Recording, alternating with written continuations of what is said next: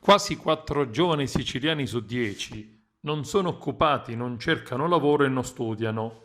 Alcuni indicatori pubblicati dall'Istat dimostrano questa triste realtà.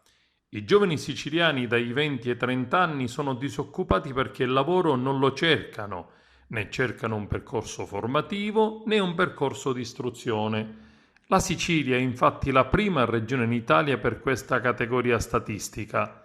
Se nel resto del paese la media degli occupati è pari al 30,8%, a sud del 21%, mentre al nord l'occupazione giovanile sfiora il 39,2%.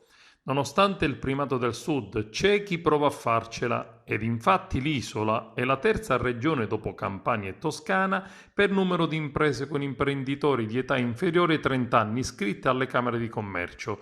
Sono circa 19.000, il 10% di tutte le imprese giovanili nazionali. Un dato assolutamente in controtendenza che speriamo produca sviluppo ed opportunità per le giovani generazioni. Altro dato rilevato dal dossier è la difficoltà a trovare un lavoro per quei giovani che hanno preso una laurea ma non riescono a trovare un lavoro entro i primi 3 anni. In Sicilia la media dei laureati è del 20%, che sale al 27% nel territorio italiano. La Sicilia rimane così lontana dalla media nazionale per percentuale di giovani laureati.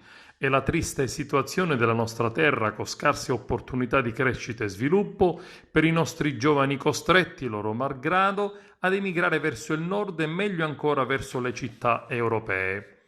In Sicilia infatti trovano lavoro 4 neolaureati su 10. Al nord, come rilevato, la situazione è ben diversa. 7 giovani su 10 trovano subito un lavoro ed il Piemonte è la regione che offre più di tutte questa opportunità.